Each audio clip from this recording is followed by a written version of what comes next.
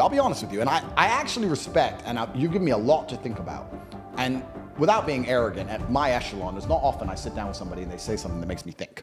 But you've given me something to think about, and I genuinely, I'm going to think about it. Yo, guys, season 1 of the George Janko Show is coming to an end. And honestly, from the bottom of my heart, I got to thank every one of you guys that have been watching. It is literally a dream. I'm waking up every single day, and I can't believe what we're doing. Season 2 is going to even be bigger. So make sure you hit that subscribe button, turn on your notifications, because we're coming in hot next year. Also, to celebrate the wrap of this season, we brought back the apparel Church Boy. So if you guys want to hit the link in the description, or you could go to theheartofdavid.co and get your stuff there. I love you guys. Enjoy and have a great time. Also, I'm going to be reading comments, so comment down below.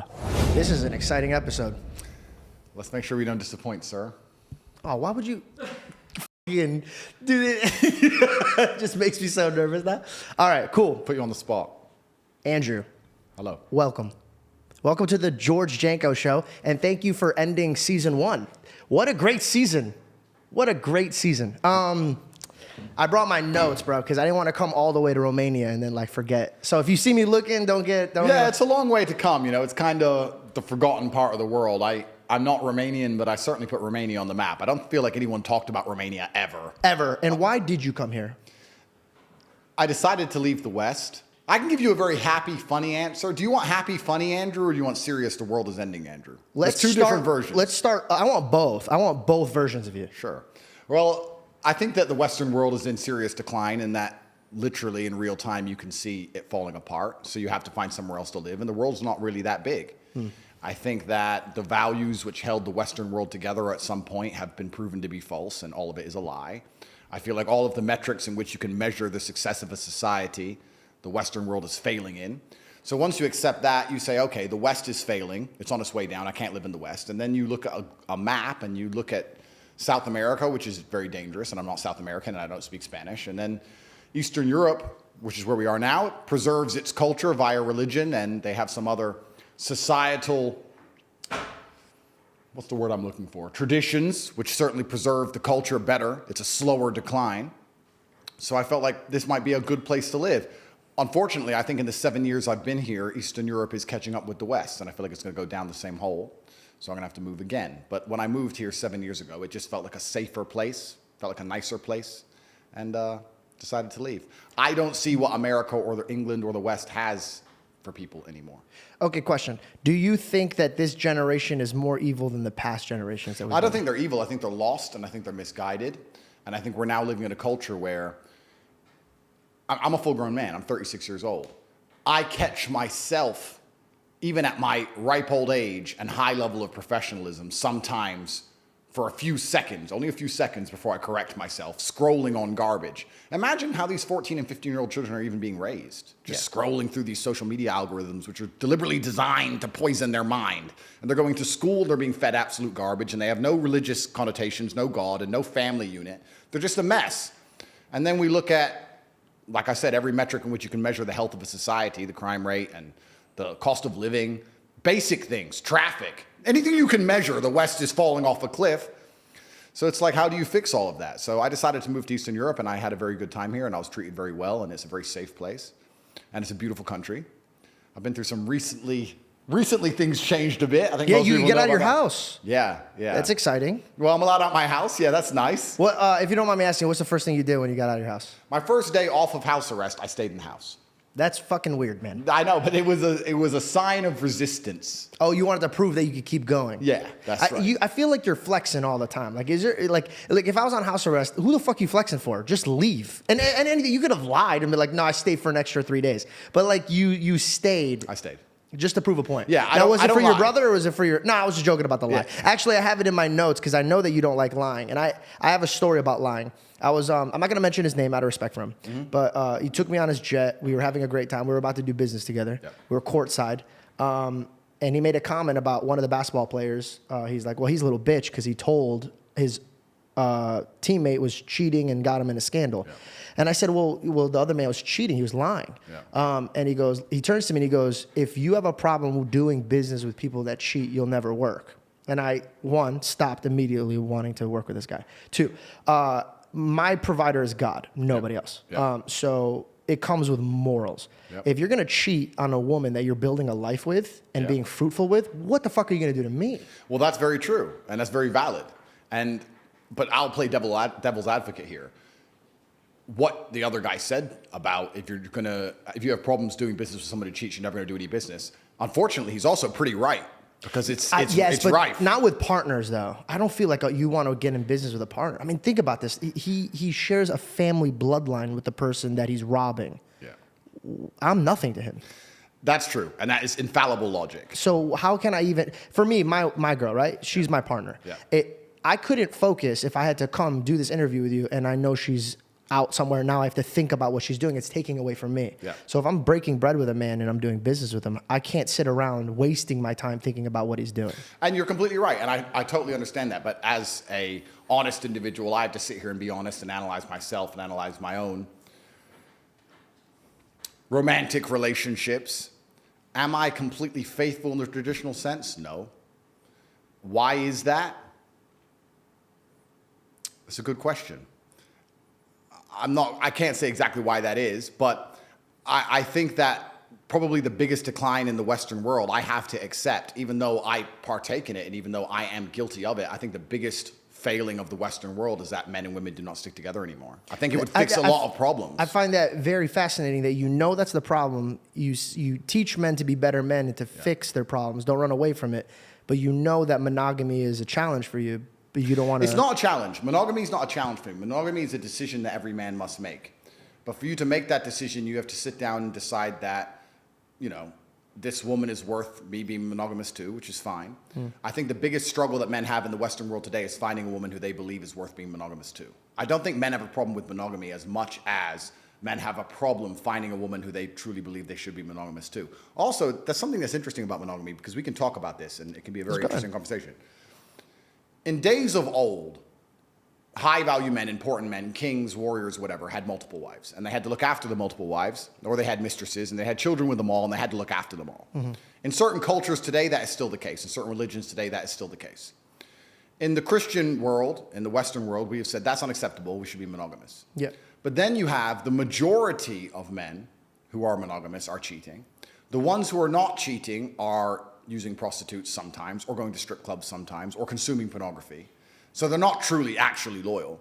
So you've moved the idea of a man having 3 or 4 women he loves and taking care of to a man having 1 woman he's supposed to love and doing a whole bunch of things in secret. You've just subsidized monogamy and you've removed it all towards pornography and degeneracy. So then you have to sit and argue, well, why does so much degeneracy happen in the West? Is it because we are not allowing men to be more true to their instincts? This is all brand new thoughts for me, and I'm just speaking as I think. But let's look at another example, right? Well, before, can I tap in with that?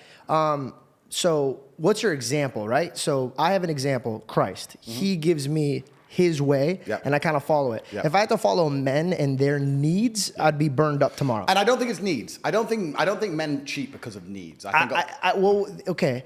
Women cheat because of like feelings. They get an emotional attachment to them.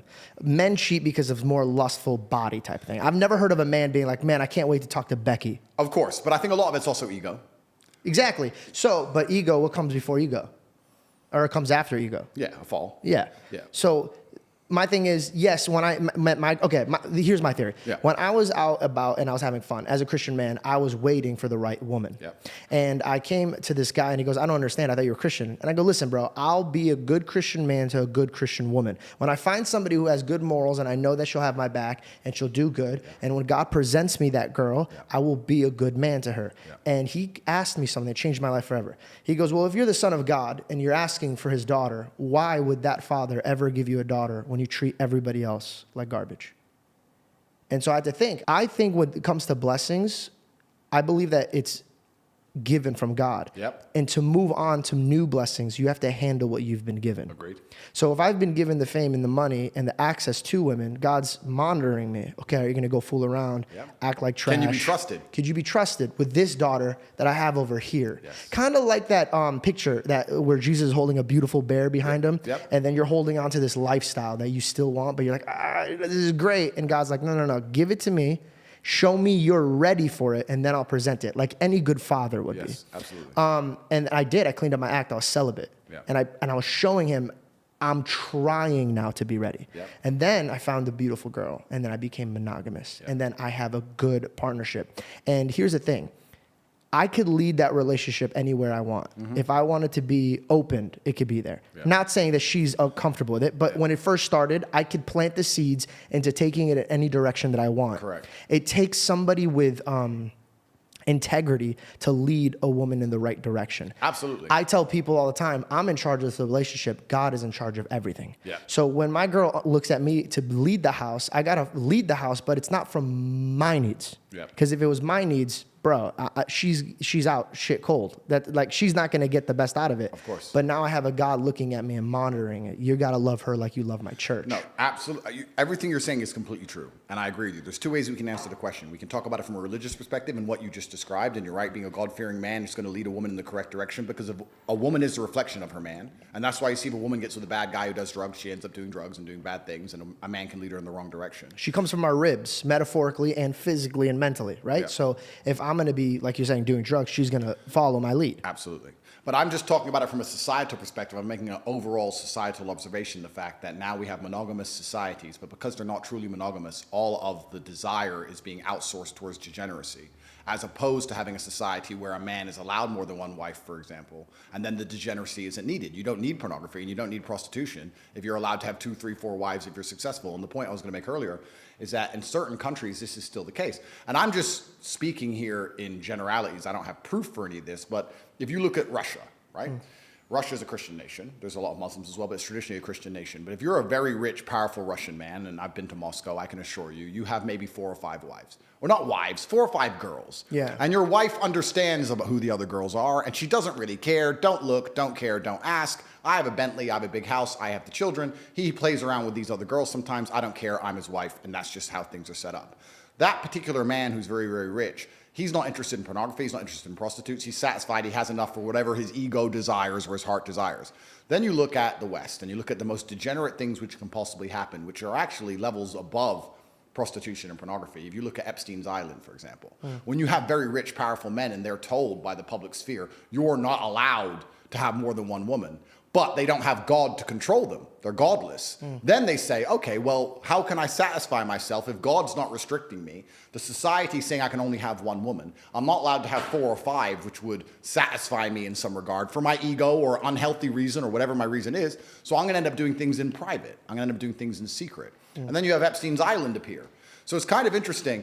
God is important, and God is extremely required to restrict people. But if you take the God out of the element and you only use society to try and restrict the sexual desires of people and tell them they have to be monogamous, you're going to end up with more degeneracy than if men were allowed to be polyamorous and have more than one wife. Does that make sense? 100%. And the reason why I asked you, is this generation more evil than the last? And I wanted to circle back how you said the West is falling apart. Yeah. I believe that it's kind of, and I always go back to biblical references, not because I'm an annoying Christian, but I just like truth. And I notice that truth comes out of these testimonies that I see. Yeah. And the one thing that I've realized with humanity, God or no God, it's your access. Yeah. And I think that's why God reflects the heart. He doesn't reflect your actions. He reflects your heart. Because let me give you an example, pornography. I don't watch porn. Me neither. The reason why I don't watch porn is, one, it's unhealthy. For me, before you carry on, I don't watch porn because it's genuinely uninteresting. Like It's gotten weird. You could put porn on, and I'd be like, Yeah. I just don't get it. That's the thing. And also, for example, I like to practice the monogamous relationship. So when I get married one day, I know my girlfriend's not going to be at the prime model look when she's 50 or whatever she is. So I got to practice that this is the only woman that I have. It's Correct. diligence. Correct. Okay. So opening up the access. Look at a man who's watching pornography. I fall off the wagon every once in a while. I'm not sitting here saying that I'm perfect. About a year, maybe 2 years ago, I was watching porn, and there was, back in the day when I was growing up, was like your stepmom. Yeah. And to me, that was always weird because I'm like, dude, that's it's your mom. Yeah. Now it's your mom. And then when I last year when I tried, I did a KSI and Sidemen thing where it was Impulsive and Sidemen. We did this collab, and there was a girl who does porn there, and I made a joke, and I go, look, I'm stuck. And it went viral, and I realized, I'm like, everybody laughed at this joke because they know what I'm saying. And it's this porn style thing where if women are stuck, then men would come and have sex with them. Yeah. That's Of course it is. Yeah. That's Yep. And these men are enjoying this. Yep. So what is this teaching them? That you could take what doesn't belong to you. And I think a lot of the things that they're programming these kids to do actually comes first through pornography, because you watch it in secret and you're not really dabbling with your men what you're watching. It's kind of like a mustard seed that grows. Yep. But then the question is, are they doing it on purpose?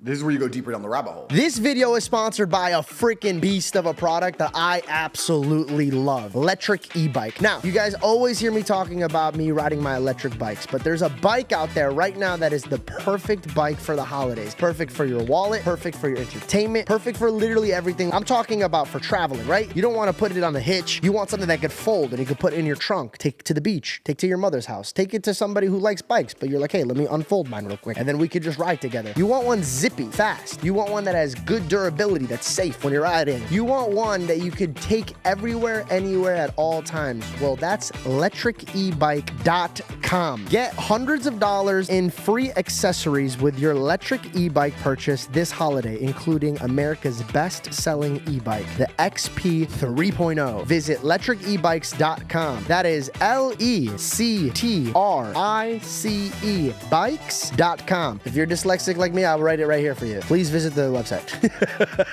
Who's doing it on purpose? Well, there you go. Then you go deeper down the rabbit hole. Okay, let's go deep.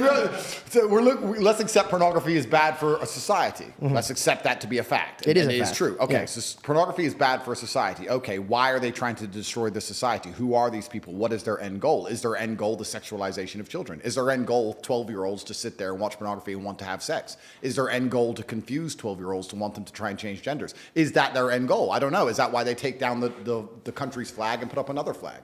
This is another thing you have to understand.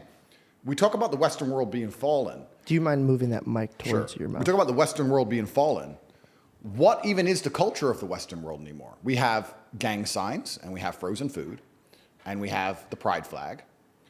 What else? Like, what even is there anymore that unifies us in any regard? I mean, I'm pretty sure, and I've never tested this, I don't want to find out, I'm under enough matrix attacks, but if you were to burn an American flag and burn a pride flag, you do more time for burning the pride flag. It's a hate crime.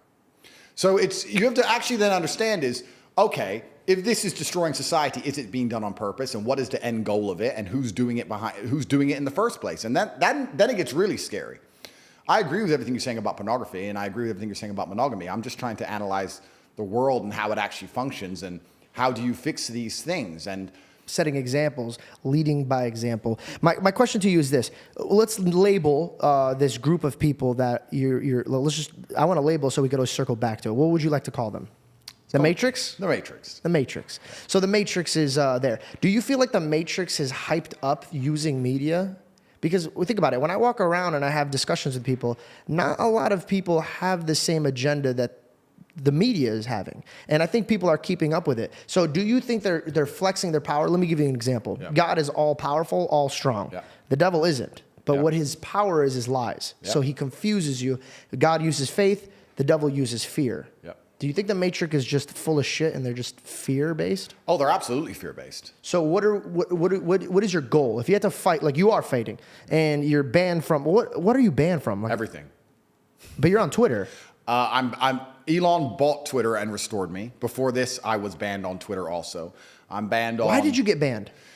I got banned because you get 3 lives. And the 3 lives are, first you get canceled and banned absolutely everywhere. And the second life is they try and put you in jail for something you didn't do. And then the third life is they assassinate you. And I'm now on my second life, as most people have experienced in real time. I got banned because I became monumentally popular. I became hugely successful. I became the most Googled person on the planet. And then they make up a reason to get rid of you. And I'm banned on TikTok, Instagram, YouTube, Spotify, SoundCloud, Uber, Airbnb, Gmail, WhatsApp. You can't get an Uber? I can't get an Uber, no. Gmail, WhatsApp, you name an application. All for standing up for what you believe in. Well, yeah. I mean, I made some satirical jokes, of course. And Could you give me an example of something that you've said that you may have crossed the line? I don't think I ever said anything that truly crossed the line. I'm going to stand by this because I don't believe in regrets, and I don't believe in sitting here and saying sorry for anything because I'm not a coward. If I made a video 10 years ago that got 84 YouTube views, and me and my brother were joking about how women can't park and women shouldn't drive. Yeah. And then I became the most Googled man on the planet. And then that is found. And then a bunch of feminists get upset by it. Yeah. I'm not going to sit here and beat myself up over that. That's life. Yeah. Oh, well. shit happens. But also, like, stand-up comedians make the craziest jokes. Like, I was in a comedy club, and they're already making jokes about Palestine. And Of course. I mean, comedians make jokes, and rappers sing about murdering people. So it's completely a double standard to come along and say that whatever I said was enough reason for me to be canceled. Well, that scares me, because censorship is the scariest thing to me Bro, in the world. At what point can we not worship our God? My phone, the day the cancellation started, I'd open my phone, and app by app, one by one, logged out, logged out, logged out, logged out, logged out. And in sync, I was sitting there for 2 hours, and every 20 minutes, a new one would just log out. Were you scared? I knew the Matrix was real. I knew how the Matrix operated. I knew that there's a centralized power. I was scared because I knew I'd used up my first life. And then I started saying on all my podcasts, they're going to put me in jail for something I did not do. When that happens, you have to know it's a lie. And I said it about 15 times. And then 7 months later, I ended up in a cell. So I understand exactly how the world works. So yeah, I was scared. But I also believe, and I draw a lot of strength from my religion. We talk about God. I think God gives you strength. And I also believe one of the primary objectives of a religion, which ties back into what we were saying earlier about how the world could be fixed if men and women stay together and monogamy. I think the primary objective of a religion is to preserve a culture. If a religion doesn't preserve the culture, then it's failing in some regard. You should look at a religion and look at the culture underneath that religion and say, okay, it's a successful religion because the culture is adhering to its creeds. So I understand that it is my battle, if I believe in God, to try my best to preserve the culture. And then you're asking, how do I fight the Matrix? I think you fight that via masculine empowerment, and I'll tell you why. Because we were just sitting here talking about how the devil uses fear, and you're completely correct. And I think that women are easier to scare than men. And I think that now we live in a society, especially in the West, where women have been empowered to the point, well, I'm not against female empowerment, I'm not a misogynist, but they've been empowered to the point where they're more powerful than men in most scenarios. They're more powerful than men in the divorce court, most powerful than men in the custody court, more powerful than men in terms of the education system, more powerful than men in terms of their testimony, more powerful than men. I'll give you endless examples. If 10 men get murdered, nobody cares. If 10 women get murdered, it's going to be a national news story for weeks. Their life is more valuable. And I'm not saying it shouldn't be. It always has been because they can create life. My point is we now live in a society which I believe is a matriarchy. It's feminized. And men are feminized by extension. And men being feminized means that women are in charge and women are fearful. So let me give you a very simple example of why I believe masculine empowerment is how we actually get closer to God and how we fix the fight we're in against the Matrix. COVID. COVID was emotional arguments. They came along and said, your grandma's going to die. The old people, your grandma, your grandma. They used emotional arguments. Emotional arguments to create fear. That works on a woman. A woman sits there, I love my grandma. Most men would sit there and go, wait. Let's just chill. Yeah. We'll see what happens. Grandma's already 94. Grandmas die. So I don't think we should be taking our kids out of school. Let's just calm down. Men are more stoic and more patient. If you had a household where the man's been feminized and the woman's in charge, it's over for that house. They're full COVID cucks head to toe. 10 vaccines. They are. If you had my household, where my girlfriend ran in, did you see the news? Shh. Shut up. It's stupid. Okay, and then it's fixed. So wait. But this is the point. Fear. You're yes. talking about fear, the devil using fear. Absolutely correct. How does he scare people? He scares cowards. He scares people who can't fight. He scares women. He scares people who are not prepared to stand up and resist. So masculine empowerment is absolutely and utterly how you battle the devil. You need men to be as strong and capable as possible. Okay. This is a great pivot that I want to say. Everything you just said, I agreed with. Everything you just said, I agreed with. The only problem that I see is when you were like, shut up. Let me give you an example. Here's the reason why. Everything you just said was absolutely correct. And as a man, I could look at you, and if I had children, I'd be like, yo, listen to this man. He's being very, very correct. Now, my girl's going to be like, well, why did he just tell his girl to shut the fuck up? Like, I said shush. Yes. But okay, let me give you an example. I was dismissive with my hand. No, I know, but you know what this means? Flicking the diamonds. Get the fuck out of my face. Shh. This is what every girl here, shut up and go make me a sandwich. This is what comes off. So you're fighting getting men to be like, yes, but then you turn off the women. Here's the problem. You're trying to make men more men, but men, before they listen to you, are listening to the girls because they just got a girl. They don't want to lose them. They did everything that they could to get this girl. Correct. So here's the thing. When you see a fireman bust into a building that's on fire, he's not going to look at the person and be like, what the fuck? Why did you do this? He's going to be like, hey, it's okay. Look at me, grab my hand, come out. Why can't you take that approach? I think I am. And it's actually funny when you say I lose to women, because I'll tell you something that most people probably do not know. I don't know if I've said it before. I have never had a negative interaction with a female ever since I blew up on the internet. I've not had a single woman complain at me. I'm so sorry. Could you just use your mic? Sure. I've never had a single woman come up to me and say anything bad. When I was in jail, I had thousands of love letters from women. I've never had a single woman complain about anything I say. Now, I agree. This dismissive, the diamonds, in the light, I get it. Yeah. Is it purposeful? I don't want to say it's purposeful. Do I find myself amusing? Certainly. Yeah, it's hilarious. It's funny. But here's the thing: we could take a joke and we could filter the bullshit. Yeah. But females, like you said, they're based off of emotions. Correct. They're gonna feel their emotions first and then react. Men are like, oh, that's fucking hilarious. Obviously, he's not gonna tell his girl to do that. Yeah. Most likely, the real scenario is like, sweetheart, come sit down. Everything's fine. Listen to me. I'm gonna protect you. Absolutely. So I'm just curious to know, why don't you just take that approach? Because I know you know what you're doing. You're a chess master. Every move you make, you're making it for a reason. Are you doing it to be polarizing? There's no light without dark. And I think that it's actually kind of interesting. I don't have many haters anymore. For a while I did. About a year ago, there was a big group of the internet that disliked me. Now I actually would argue I'm one of the most liked people on the internet. I think people are waking up. People, bro, if you read thousands of comments, they're all positive. I'm one of the most liked people on the internet, and I can give you reasons for why I believe that is. But the very few people left who try and dislike me, they fuel conversation, and it's interesting for me to hear. It's interesting for there to be debates regarding things I say. But I don't think I try and be polarizing. I try to be abrasive because I grew up in a world where I was hit very hard by life, and I think life is abrasive, and I think you learn lessons with a degree of abrasiveness. I think if things are too soft and too well explained, you don't learn them. Yeah. And you can apply that to nearly anything, right? You can go driving your car and drive fast, and you can nearly lose the tires 10 times, but you're not going to stop driving like an idiot until you hit a tree. And then you're going to be like, okay, I've learned my lesson. Yeah. So perhaps when I display a point, if I have to self-analyze and answer your question as a professional, when I try and get a point across, if I can do something or say something which is a bit abrasive, I feel like it teaches better. I'll give an example. If I say women aren't very good at parking, as opposed to females have no spatial awareness. So it's the same thing, but one of them enrages the world. In fact, both of them make them mad, but the second one really makes them mad. Don't call women females. They hate that. I don't. Yeah, but I'm just warning you. But then they all get upset. They actually get upset if you call them a female? Absolutely. I sit on these panel shows with a bunch of women, and I'll say something positive. I'll just say, what do you respectfully call them? Females. I just call them female. No, I know, but if they get offended by that, then what do you call them? Well, exactly. But this is my point. So I can decide how abrasive I want to be. You can say the same thing in different ways, and then you're asking me why am I abrasive to be deliberately polarizing? Because I feel like it gets my message across better. I feel like it gets my message across better. And even now, the thing I just said, which brought this whole point up, me saying shh and being dismissive was a small way of showing a larger meta point. And the meta point was, I'm uninterested in what you're about to say and your fear. And I'm uninterested in your fear. I get this. And usually somebody with a logic understands this. Yep. Somebody who's probably grew up with humor understands this. Somebody who grew up with a good father understands this. So this is my thing. God made you a leader.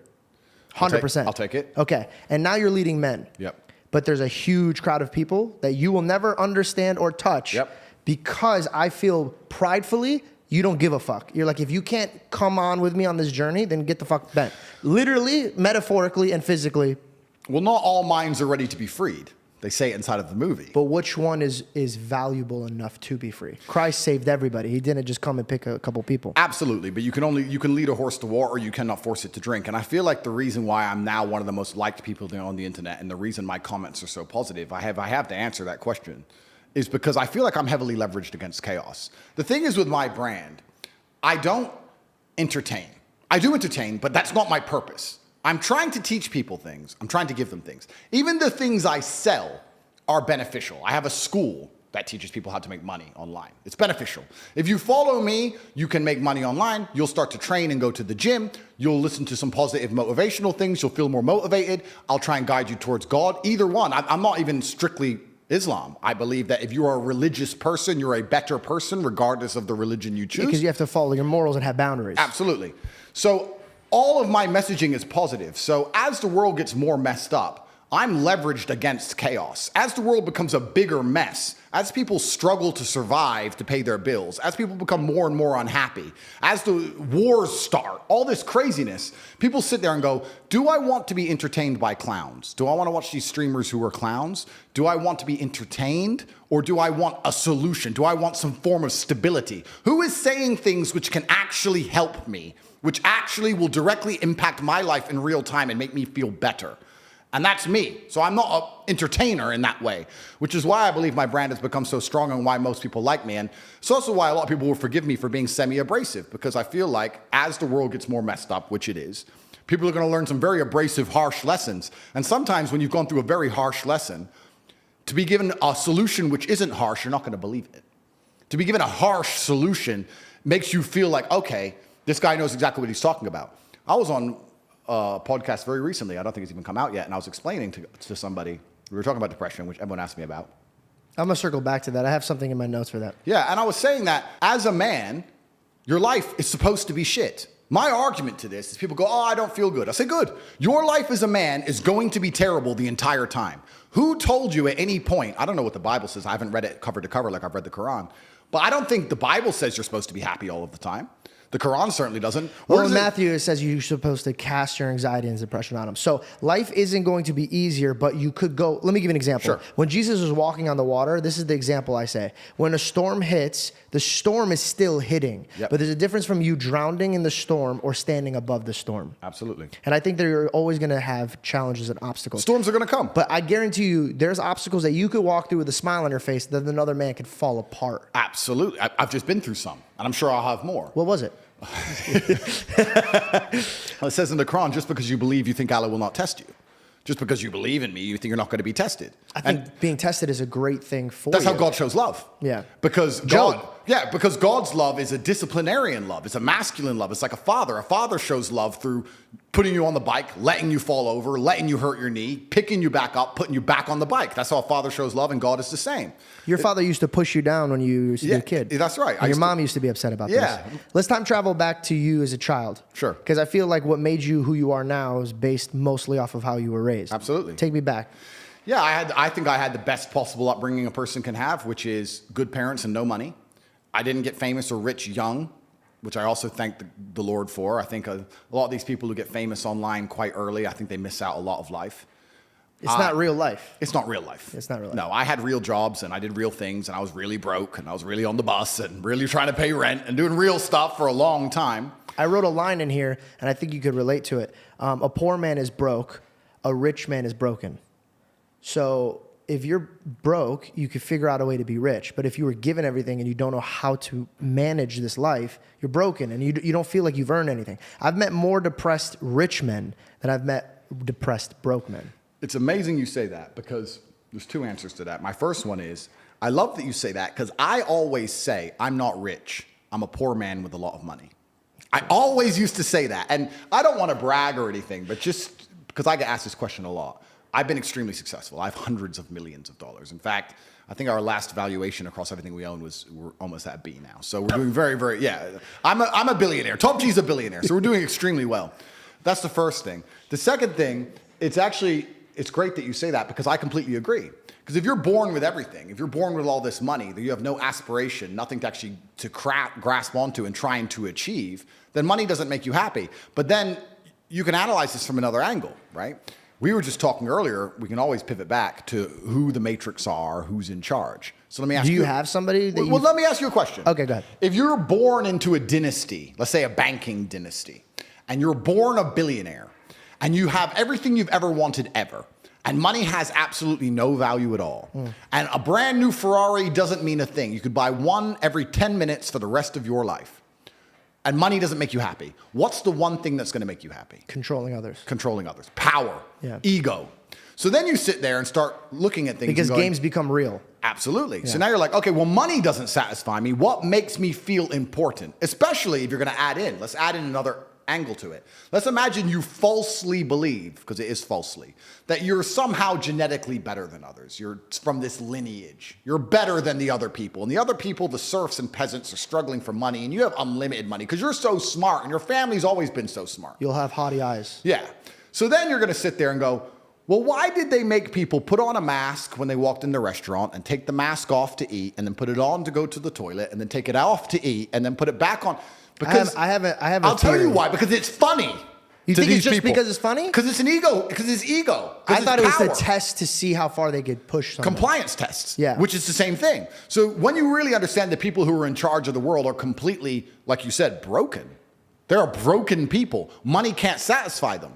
People said, I keep referencing COVID, and I do that because it was something tangible that everybody lived through. That's a very easy one to reference. This is actually, it's a bad thing that could work in your favor because now they could relate to you. Yeah. Did you guys know we do live shows? Well, technically, we've only had one real live show, and it went amazing. Thank you, thank you, thank you, thank you. And next year, we're gonna be doing so many more. If you want me to come to your city, text me here, this number, so I can know where to go. I'll be like, oh, look, Chicago, or oh, New York, or oh, Minneapolis. Okay. Enjoy the show. They went through that. Yeah. So it's hard to explain to a broke kid what a rich kid goes through, or what a broke person goes through. So this is actually a huge blessing. Do you think that COVID and people's frustration on what happened to them link them to understand your theories more? Oh, absolutely. A lot of, when I was saying during COVID about the Matrix, everyone called me crazy. And by the end of COVID, a lot of people were like, Andrew, you nailed it, day one. Because I don't think many people understand, because I wasn't nearly as famous then, but the videos exist on the internet. Me and my brother were the kings of COVID. Everyone else now understands it was garbage. Everyone else talks tough. Everyone else has their story about how they went out during talk COVID. now. But you're tough now. On day one of COVID, day one, when they still had the people falling over in the street in China. And what was that? That video? Yeah. They're just running in the street and dropping dead? Yep. When the Italian hospital was overrun, day one, my brother and I sat down and had a conversation in our war room, our cigar lounge, which was very similar to this. And we sit down and said, if this disease will kill people like you and I, military-aged males, then the world is over. It's zombie apocalypse. So what are we going to do? And we sat there and decided whether we should hide as long as possible or we should just go out all guns blazing. So we decided to go out all guns blazing like heroes. This is all documented. It's on video. And day one of COVID, when everyone else was afraid, we flew to Sweden because it was the only open country. And we spent the next 4 months. Ironic. Yeah. Because who lives in Sweden? Very strange. We spent the next 4 months in Stockholm in 6 nights a week in nightclubs with Swedish chicks partying while the rest of the world was locked in their house. Nobody talks about this. Nobody talks about the fact that Sweden was open, no restrictions, you could do whatever you wanted, nightclubs were open, everyone was partying, everyone else was locked up, not allowed to go to funerals. We were literally in parties all day, every day. I didn't even get sick, didn't even get a cold, and it was cold outside, didn't even get the sniffles. So we beat COVID, we won COVID early. So even after this experience, for the next 2 years of COVID, I'm trying to scream at people, listen, wake up. And like, oh, yeah, they wouldn't just put it on the news. They wouldn't just lie to us and try and scare us all for no reason until you understand the good and evil in the world and you understand that's how the devil actually operates. But the point I was going to make earlier about talking about how these people are broken and money doesn't satisfy them, people often say, COVID was just for money. And I say, that's actually a very optimistic view of the world. It wasn't just for money. It was for something far worse. They have money. They print money. Yeah. They make money. They are the money. When I found out about I just learned about how they print money. I literally could not believe it. Oh yeah, money's not real. For 3 days, I'm sitting around, so I'm like, what the fuck is this? So they could just print this shit? Money is not real. It's not real. They just print it. It's not real. Fair. Please continue. Yeah, so money's not real. And I say that to people. And they go, So what it's do you not mean? about money. No, it's not about money. So what's it about? It's about power and control. Yep. Because when you get to a certain level of wealth, and I'll talk from my own personal experience, I want people to understand I come from the lowest possible socioeconomic background. I come from a single mother household. My father and mother broke up when I was 9. I lived in Luton, England, which is the worst town in England. I grew up and went to a school with a 3% pass rate. Everyone around me was stabbing each other and selling drugs. I thought you said your father was one of the best fathers you've ever had. He was. But my mother and father broke up and he stayed in America and I moved to England. And he wasn't financially successful, but he taught me other lessons. Gotcha. And I'm glad he didn't give me money because I think that a harsh upbringing and a harsh life makes a man a man. I don't think you learn a lesson any other way. But I come from the absolute bottom. And now I'm up at a position where we have a very large empire. A lot of it is shadow. Most people don't know what it is. But even our overt things, even our university and things that are online are turning over $15, $20 million a week. So we're doing crazy sums of money. So I've been from the absolute bottom to the absolute top. I've seen it all. And once you get past a certain level of wealth, once you get past a certain level of money, but then you understand what money is, right? So we say about money not being real. Money is not real from a governmental perspective because they just print it. It's nothing. But money is truthfully the stored time and energy of other people. If you have money, you have stored time and energy of other humans. Because people are hourly rates. That's right. Because I can take that money and make someone else use their time and energy for X thing. Got it. So it's a different version of slavery. Absolutely. Because if I'm going to come along and say, you're no longer my slave. As my slave, you had to work for a house and a car. You're no longer my slave. In slavery, let's actually look at slavery. Slavery began that way. Yeah, and slavery said, you work on my plantation, I give you somewhere to eat. Or I'll give you my daughter. Yeah. This is how people would work. And that's why they were like, oh, your Bible believes in slavery. I'm like, slavery was different. It wasn't like, there was bondages. Yep. And there was slavery. That's why the Egyptians, that's a whole different type of slave. Yep. But the origination of slave was like a debt. I'm paying you a debt. Yep. Completely. So let's look at even American slavery, the slavery that most Americans understand. You're going to work for me. I'm going to give you a house and I'm going to give you food and you're going to stay here and you're going to work. Slavery is abolished. So now what do? You're going to work for me. I'm going to give you that. I'm going to give you some money. And that money is enough to only buy you a house and some food. We've just put money in the middle. Now, if I can make you do whatever I want for money and I can print as much money as I want, you're my slave. Because I can print it from the sky and you need it to live. So you are my slave. Money's not real. So I have all of this money. I have the stored time and energy of other humans. And once you get past a certain level of wealth, you understand, which ties back to COVID, that you're not interested in money. What you're interested in is people. It's always been about having good people around you. You want a beautiful, doting, loving woman who's obsessed with you. You want good brothers who will stand by you and make you motivated. You want bodyguards who are going to protect you. You want people. And then you want to look at it further down the rabbit hole. You want to get more sinister. If you've been born into a lineage or a dynasty or the people who control the world, you want people, you want robot people. You don't want to be spoken to disrespectfully. In your empire, in your podcast empire, right? You now have a podcast. Would you allow a member of staff to come along and say, this is bullshit. I don't like how you do this. This is shit. You're shit. Or would you fire him? I don't know if I would fire them. I would first try to teach them how to behave. And if they didn't listen? They're out. Absolutely. So let's imagine you ran a country. Okay. All right. Let's imagine you ran the world. And then let's imagine there's this guy called Top G who sits down there because the most Googled man in the world for telling the world that COVID's a lie. And you're making everybody run around and do everything you say. You're going to allow that person to get away with it? And now you start to understand, that's how the Matrix operates. So the people who are broken, raised on money, are so obsessed with power and control, which explains a lot of the society we're in, because they don't look up to God. These people think they are God. So that's the biggest fall. And they're trying to make robots of us all. They're trying to enslave us. You know what bothers me more than anything is when I walk into an establishment and the person who's working is like, go to there, and they point at a machine. What breaks my heart is that machine is going to replace you. Yep. And you have no idea. Yep. So you've gotten in a place where the person above you is encouraging you to be replaced. That's like, hey, see yourself out, legitimately. Yep. See yourself out. But people don't think. They don't, and they absolutely lack perspicacity. And then you go further down the rabbit hole because, like I said, there's layers to the rabbit hole. I don't know how Alex Jones you want me to go, but he's right about a lot. All the way. He's right about a lot of things. So you're an Alex Jones fan. I like a lot of the things he says. And I'm not saying I agree with everything he says, but a lot of the things he says have been proven to be absolutely true. You know, you say conspiracy theorist. Nowadays, that just means you're ahead of the curve, unfortunately. And Alex was talking about, and a lot of other people talking about, and there's a lot of text which talks about the fact that the people who are in charge of the world, they believe that as AI improves, a huge percentage of the planet are going to become useless eaters. They don't need you anymore. That actually scares me. The guy who created it even is scared of it. Well, that's the thing. So let's give a thought experiment. As it stands right now, most people are so uninteresting and so unremarkable that you could replace them online with a chat GPT bot and you wouldn't really notice.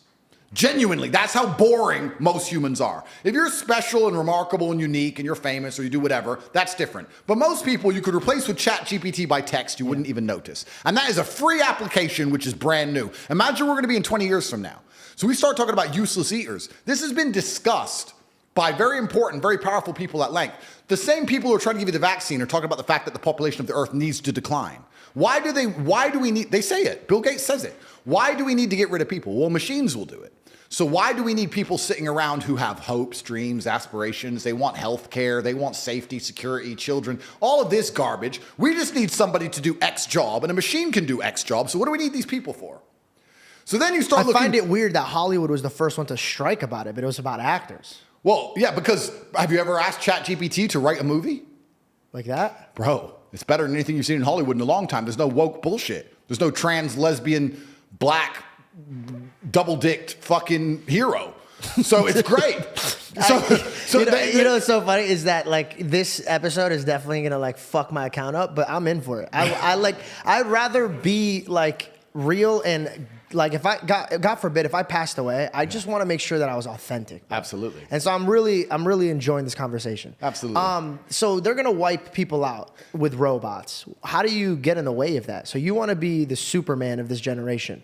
It's not about me. It's not about me trying to be the Superman because I'm not that arrogant. It's just about me understanding what I know is going to happen and feeling like if God has given me a platform which people listen to me, I should at least tell the truth of what's going to happen. Okay. When I'm sitting there and saying to men, look, life as a man is shit. It's always been shit. It's never been good. When men wake up and say, I'm depressed and life is hard and I'm sad and I'm struggling right now, I say, okay, throughout history, men have always struggled. Happiness is for children and women. Name a time in history it was better to be a man. Was it better to be a man in World War II? Nope. Was it better to be a man on the Titanic? Was it better to be a man in the Napoleonic Wars? Was it better to be a man when you were sitting in Vienna and the Mongol horde arrived, ready to decapitate any male and enslave all the females? When's it ever been good to be a man? Building the pyramids, was that fun? It's always sucked. The only time being a man ever is good is if you become an exceptional man, which is even something feminists admit. Because feminists sit and complain about men and say, well, men have this, men have that. But they're talking about 2% of men. Fascinating. They don't talk about all men. They say men have the best jobs. 2% of men have the best jobs. Most men carry trash. So you're talking crap. So everyone accepts that the best possible human experience that exists is the top 2% of men.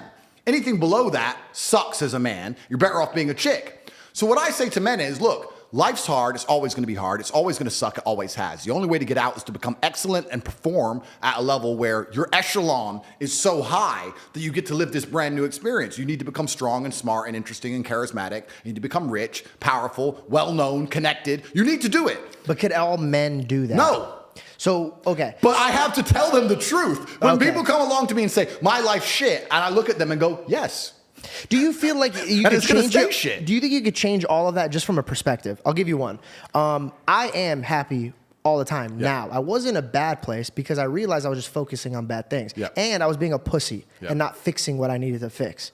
Once I fixed what I needed to fix, I started focusing on the good things in life.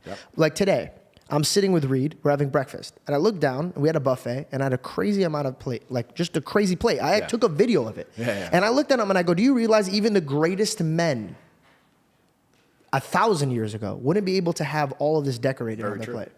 And we throw this out. Very so true. it's perspective. Agreed. So do you think that you need to make more rich men or more rich in the heart men? That's a very good question. And when I say rich, I teach financials because I think financials are important. It's a tool. It's a tool, and you have a responsibility to take care of your family. So I think that as a man, your happiness comes from feeling respected over feeling loved. And the reason perhaps you're happy now is because you have more respect for yourself because of the decisions you're making, and you have self-respect.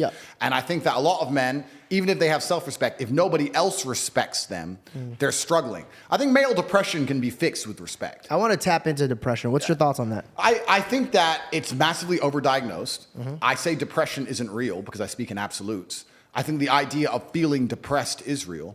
I don't feel like it's a clinical disease that you catch from the sky and it can't be fixed. I feel like depression is feedback, pain is feedback, and your mind and body is telling you something must change. And if you make those changes, you will feel happier. I don't buy into the idea that it is a disease. I think it's situational, and you must change your situation and your actions and your decisions to feel better. And that's why I say it's not real. It's not a disease. I have a point of view on it. I wanted to share mine and see if it kind of matches yours and if you have a viewpoint on it. Sure. When I grew up, I like to describe myself. And then a lot of people get annoyed about that. And they're like, why do you talk about yourself? Because who the fuck am I going to talk about? Do you know what I mean? Like, I hate that. Like, I'm not going to sit there and talk about Joe. I don't know who the fuck Joe is. I'm going to talk about George. George was raised, if I came home, I had a really tough childhood. And that's documented. I have a tough childhood when it came to making friends. I wasn't educated. They didn't know I was dyslexic. I had a lot of problems. When I came home, if I ever looked at my mom like, I'm depressed, she goes, no, you're not. And she nipped it right there. Stop saying that. And then I grew up, and I'm reflecting. I'm going to bring it back to the Bible. Yep. In the beginning was the what? In the beginning was light, wasn't it? In the beginning was the stars, and I should know this. In the beginning was the Word. The Word, you're right. And he created everything with what? His mouth. Yep. And everything's vibration. Yep. People that don't even believe in God believe in energy. Yes. Okay. I think that we got to a place where if I looked at you every single day and I was somebody you cared about and was like, you're depressed, bro. You're anxiety. You have anxiety. I have anxiety. So if I'm telling myself this every single time I have a problem, I'm feeding myself this. Bruce Lee had a thing saying, don't joke about yourself because your body doesn't even know what's a joke or not, right? Yeah. So the philosophy that I'm going about is, are you talking it into existence? Are you, what's the word? Manifesting it. Of course you are. So I don't understand why people, they go to a therapist or they go to medication, but they won't fix their fucking mouth first. It's so interesting you say this because when I say depression isn't real and it's situational and you have to change your situation to feel better, people often come back to me and say, well, what about celebrities? Because celebrities live perfect lives and they kill themselves. And I argue that with the exact point you made because a celebrity sits there, Robin Williams, I'm depressed. And instead of people sitting down with him and saying, Robin, listen. Shut the fuck up. Shut the fuck up. Yeah. You're as famous as you can get. You live the most privileged life you can live. You can have a 19-year-old girlfriend tomorrow. Let's find out what's making you sad. Let's go on safari. Let's see some tigers. Or get rid of the shit that's making you depressed. Completely. There's no attack towards making progress. There's just trying to take the easy way out. That's One, right. labeling myself. Yep. Sorry, guys. I can't do it today. I have anxiety Yep. or I have depression. Yep. Now, mind you, there might be some people out there that actually wake up and they have a lot of things on them. I think you need to find God. Oh, absolutely. That's it. Because if you had a God, you would know that you could cast your anxieties and depression on them. Yep. Now, having faith is a big thing for me. Big thing. Yep. If I didn't have faith, all the obstacles that I would look at, let me give you an example. When I first started the show, I was like, I don't know how, but I'm going to have this conversation with you. Yep. Now, fucking crazy. I came off of impulsive. Some people might not even want to do anything with me because I was the laughed at kid. Yeah. But I manifested and I pushed and I encouraged myself. Yep. I could have sat around like a pussy and be like, oh, no one's going to give a fuck about me. No one's going to do this. No one's going to do that. But if I can't care about myself, if I can't push myself, right. and if I can't encourage myself, who the fuck's going to come around and do that for me? Nobody's going to care about you more than you. Nobody. Nobody's going to wake up each morning and go, you know what? Andrew Tate only has 53 cars. He needs a 54th car. I'm going to get up and I'm going to work hard and buy him a car. No, that's my job. Did your money make you happier? Or did it cause you more anxiety? Okay, that's a really interesting question, which we'll talk about, actually. But everything you said about depression is super true. And Robin Williams, his mistake is that he went to a therapist who confirmed his bias, confirmed he's depressed. They then sat there and talked about being depressed 3 times a week for 2 hours a day. Then they put him on mind-altering drugs to make him feel better. And after 9 years of therapy, he jumped off a building. If I were to take mind-altering drugs and talk about being sad all day, every day, I'd probably jump off a building too. So it's absolutely the wrong thing you can do. And I want to make a point here because when I talk about depression, people always defend it. I said this. I was having a conversation with somebody. By the way, hold on. Defending what? You have depression. I have depression. But we don't sit around fucking moping about it. But the depressed people do. This is the interesting. So you can't get mad at us for not going in the motion that you want to go about. You're trying to say that you're getting mad at me for saying that I don't sit in my depression. Yeah. I'm not saying that depression doesn't exist. I'm saying that I'm not giving it flowers. Everything is a mustard seed. Yeah. If you water that bullshit, it's going to fucking grow. What I don't understand is that the reap and sow is everything that anyone does. But people will reap one thing, and then when they're sowing this bullshit, they'll be like, wait, why did I get this? Why did I get this? Yeah. I'm like, because you were fucking, you planted this crop, but every single day you were talking about that crop. Yep. Absolutely, completely true. And I said this many times before. I don't believe in things that take away power from me. I don't care if depression is real. I don't care if I'm wrong.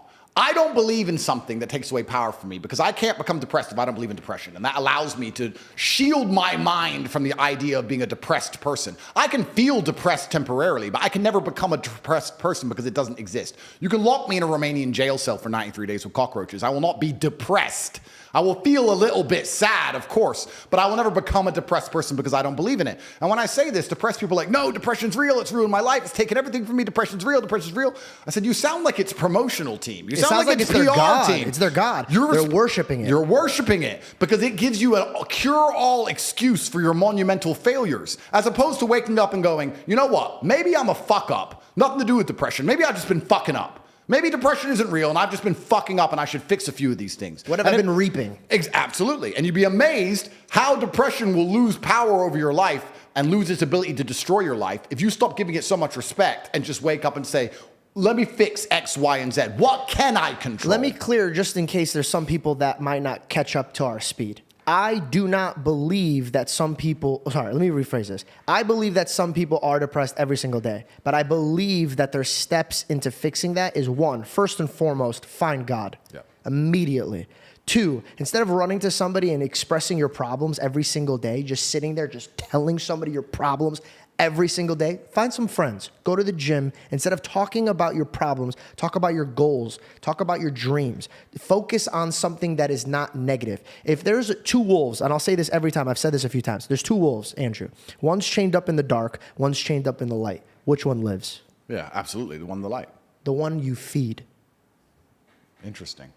So I could feed the one in the dark all day and it's going to live. And the one in the light's going to die. Correct. What are you focusing on? Correct. So I'm not saying that if you're depressed that it's in your head. I believe that you're putting it in your head. And I believe that you could fix this by your mouth.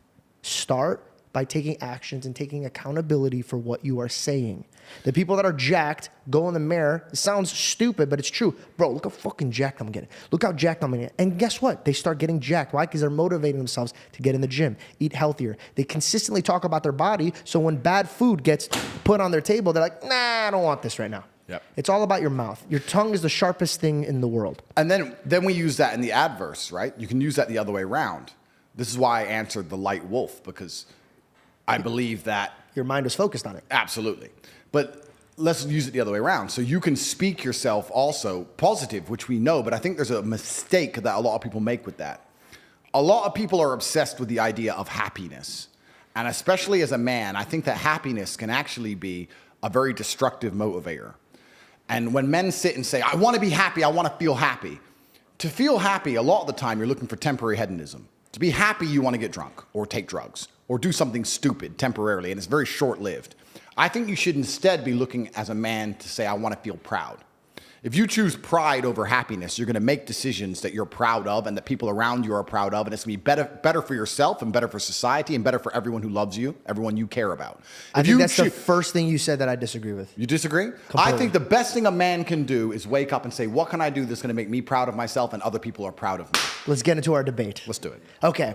I believe that pride will always be the downfall of you. In fact, God calls it an abomination. If you stand before God and you search for anything in your heart and you take pride in it, you're saying that you did it, not God. That is my argument against that one. Two, happiness could be today. It's all perspective. Yep. If you look at a tree, you could look at it and be like, oh, me and my dad used to pick apples from that tree. Or his father hung himself in that tree. Yep. It's the perspective. So anything could be changed in a perspective. So if you ask from God's perspective, and God used to walk into the room and say, shalom, peace be upon you. Yep. So I believe you could enter peace. I believe that you could only find peace when you welcome God into your life. Now, it might sound like a crazy nutcase that's a religious man, but I truly believe in all of my heart that money will never give you peace. Yep. I believe love will give you peace. Love comes from God and the people that are around you. Your mother gives you peace. Your father gives you peace. You can't buy that. And if you ask God for 5 things, only 5 things, Andrew, your Bugatti wouldn't be there. Absolutely. But your brother would. Of course. So you come into the world with peace and love.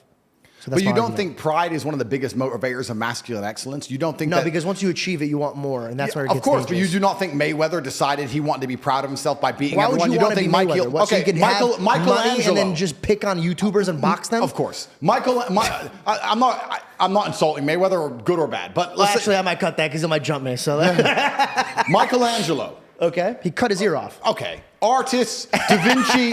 What I'm saying is some of the most beautiful works of art, some of the most gorgeous cathedrals, some of the most beautiful churches you will ever lay your eyes on were done because a man felt proud of his work. Feeling pride in yourself. But what happened to that man? Being of course, but being prideful. So you're looking at the art and you're trying. That's pride. You want everybody to take pride into you. But guess what, Andrew? Right now, if you died, regardless of all the work you've done, regardless of all of everything that you put in, I'm a better man. Reed's a better man. DaVinci's a better man. I forgot your name. I'm so sorry.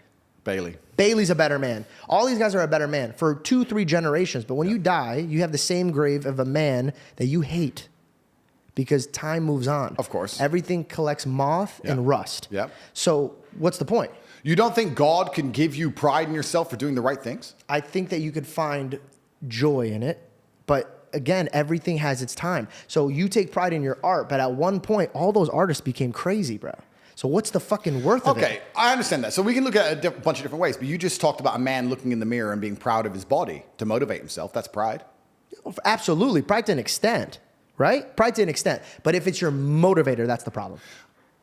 Everybody needs a certain type of emotion. You need fear, but you're not going to live fear throughout your whole life. Of course, but we have our default emotions that we seek, and this is the point I'm making, because when I talk to people, I think we all have our default emotions we seek, and depressed people, their default emotion that they're looking for is sympathy.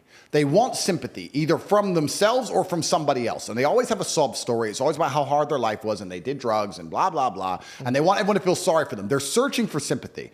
If you're the kind of person who searches for happiness, whether male or female, in my experience, people who search for happiness end up doing hedonistic, temporary, stupid things. When I find men who search to feel proud of themselves, I want people to be proud of me, and I want to be proud of myself, and I want to be respected. They often delay happiness. They often go through very difficult things and build things which are beautiful or build things which are difficult to do. They often go to the other side of fear to feel that pride. I did it. I faced my fear. I did it. Yeah. So I think as a man, searching for pride or searching to feel proud is a pretty positive mindset for masculine achievement. I understand what you're saying from the biblical sense. I actually understand what you're saying. Yeah. But I just say, if you were to take a man and say, how would you make your parents, your girlfriend, and yourself proud of you? I agree. I just don't want it to be the driving vehicle. And that's the only thing I care about. I just don't want it to be the driving vehicle, right? And then I have to sit here and analyze myself. Is pride the driving vehicle for me? Like, why do I even... 100% Why do I even do what I do? Like, do I feel proud of myself when I awaken people to how the matrix works? Well, yes. But is that because I believe I'm helping them, or do I just feel happy in and of myself? Why do I own all the things I own? Why do I want all the things I want? And it's very interesting you asked a question earlier before we got down this point when you said, has money made me happier or made me more anxious? And the answer to that is both.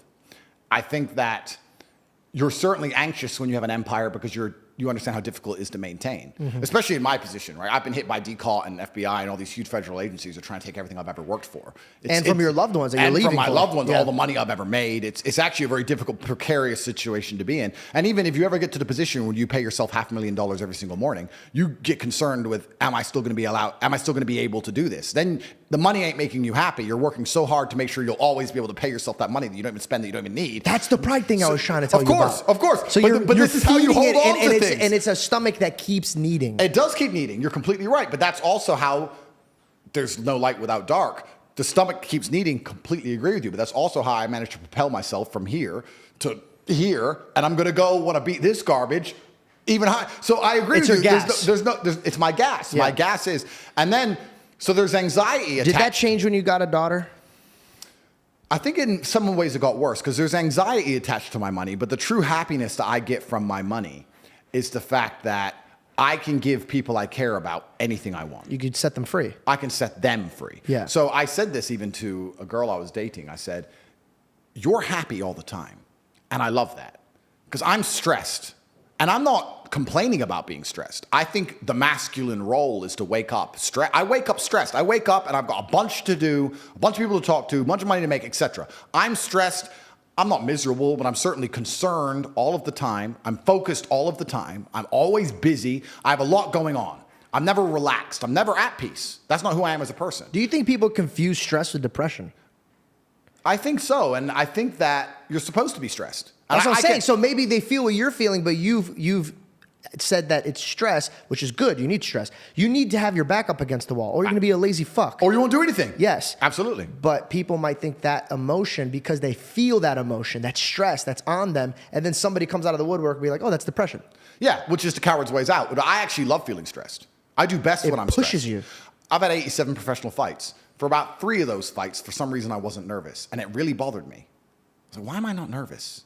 I like feeling nervous. I like being stressed. I fight better. I react quicker. Have you ever been jumped? Like you get scared if someone jumps out at you? That's when you're the fastest you've ever been. Yep. So I think stress is a fantastic motivator. It's a beautiful thing. But I was saying to this girl, I don't get any of the happiness you get from life. You wake up and you do your nails and you shop for Prada and you get to look gorgeous and you smile all day and you get to make a cute cupcake and you bring me the cupcake and you laugh, ha ha ha, cupcake.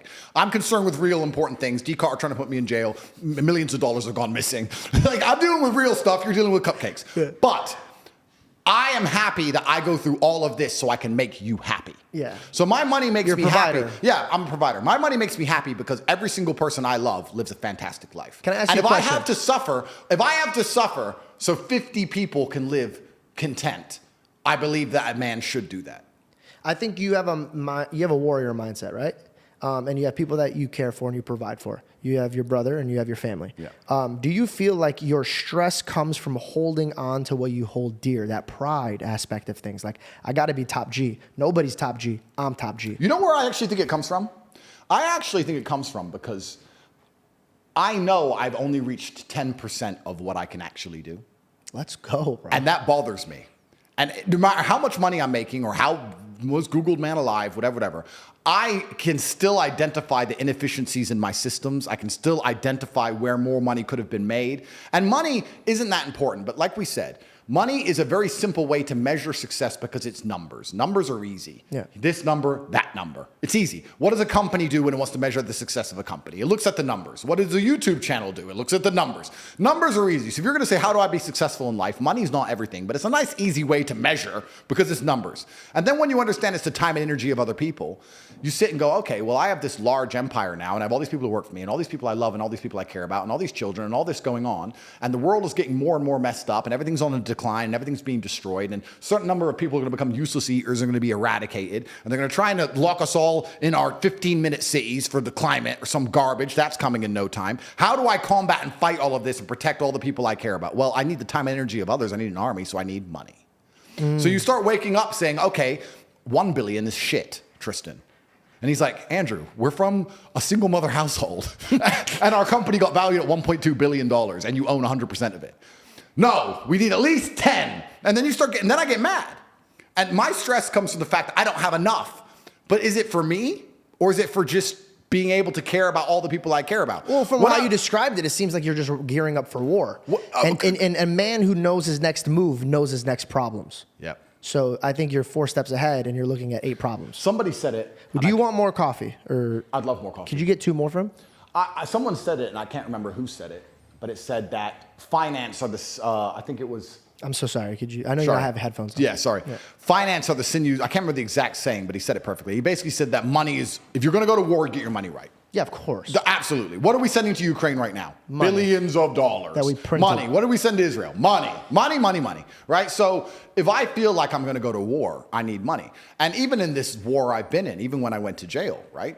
Not a lot of people understand how the legal system works, but the process itself is a punishment. The day I was arrested, all of my bank accounts were frozen. All of my cars were seized. That's scary, dude. Yeah, all of my cars were seized. All of my diamond watches were taken. $900,000 in cash was taken. Gold bars was taken. All of my value was taken, right? So since January, technically, I haven't had access to $1. It's now been a year, and I don't have a penny, according to DCAW and the Romanian legal system. Luckily, I have some good friends who look after me.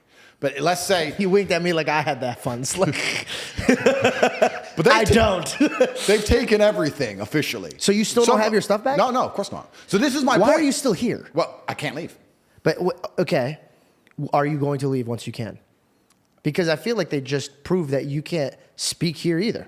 Well, that's the thing that's scary. If you can't speak here, which is the most Christian country on earth. You know, Romania, outside of Vatican City, is the most Christian country on the planet. 98%, and then the other 2 are like a different denomination. That's right. Most Christian country on the planet. And all I'm talking about is traditional masculinity, and I got hit. Are you upset with them for what they did, or do you feel like they had valid reasons to do what they did?